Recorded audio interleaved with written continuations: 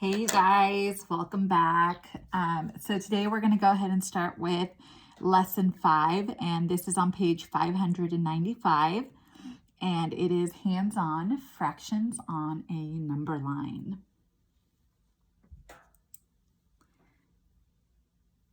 So go ahead and read this part with me. Build it. Represent the fractions 1/3, 2/3, and 3/3 on a number line. Okay, so hello there. Okay, so if I have my number line, okay, I have 0 on one end and I have 1 on the other end, right? That's just like a normal number line. Can you guys see that? I hope so. There we go. Okay. And so in your math book, they also gave you a number line that has 0. And at the end, they actually put 3/3, but they want us to number these on the number line. So what I'm going to do to kind of make it a little bit easier is I'm just going to draw like a rectangle. I'm going to close that up, okay? And they want me to divide this into thirds. And I know that because it tells us up here in the fractions that they want this divided into 3 equal parts. So I would say this is 1 equal part, 2 equal parts, and 3 equal parts. So I'm just gonna go ahead and label them like 1/3, and this is 1/3, and this is 1/3. So I labeled those with the unit fractions. And so if I need to place 1/3, 2/3, and 3/3 on a number line, if this is still my number line right here, this is my number line right there, okay? The end of this area would be where we actually label our fractions, okay?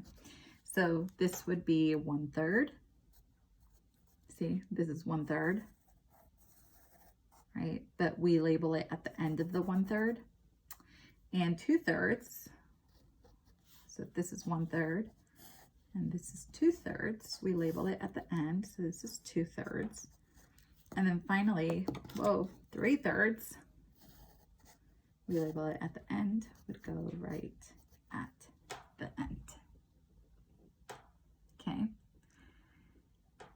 So, in my math book, hopefully you can, there we go, see it pretty well.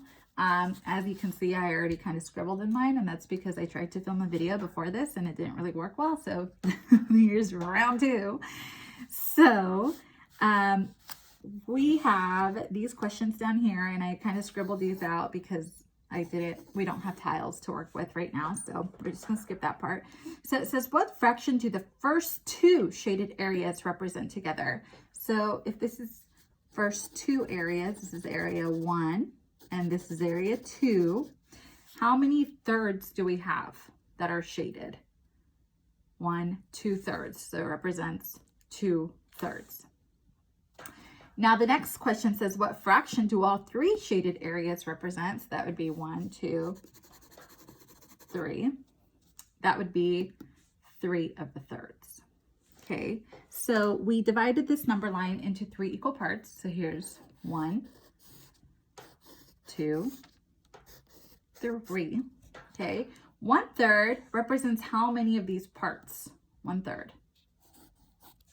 1 part, you're right. 2/3 represents how many parts? 1, 2. 2 parts, you're right. And then 3/3, or 3/3, represents how many parts? 1, 2, 3. 3 parts. Okay, go ahead and turn the page. Now, let me see if I can get this good on there so you guys can see it. I think that's as good as it's gonna get right now. So try it. Locate the fractions 1/3 and 2/3 on the number line. So number 1 says one endpoint of the fraction tile that represents 1/3 is at 0. So here's 0. Make a tick mark on the number line to show the other endpoint. Label the fraction. So basically what they're saying is this is one endpoint and it represents 0, okay? And then way over here at the end, we have another endpoint, which I really put like a 1 here because that would be 1. But they already have 3/3 on here, which 3/3 is the same as 1, and we'll get more into that later on, but 3/3 will be the endpoint, okay? So here, they gave you the unit fractions, so they're already saying, hey, look, this is 1/3, and this is 1/3, and this is 1/3. So what fraction's here?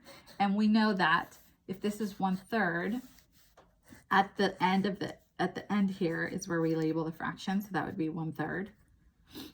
Here's the other end, and we know that if this is 1/3 and if this is 1/3, then this is 2/3. And then finally at the end, we have 3/3. So I'm going to skip the talk about it part, and I'm just going to go to page 597, and we're going to go ahead and do number 4 together of the on my own part for you. So if we look at number 4, they gave you a number line, okay? And they have it already split up into 6 for you. And so the directions say label each unknown with the fraction of the whole it represents.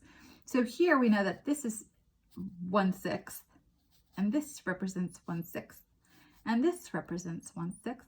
So that means this is going to represent, yep, you guessed it, 1/6. And so here we have 1/6. And so at the end, yep, we have another 1/6 for a total of 6/6. Okay, so go ahead and do page 597 and 598 on your own. And we do not have, here, let me see if I can talk to you. Oh, hi, nice to see you. We don't have office hours or directed drawing next week because of spring break, but we will the week after. So if you guys do have any questions, you can always just ask me during the next office hours, or you could just send me a message on Google Classroom. Okay, see you later.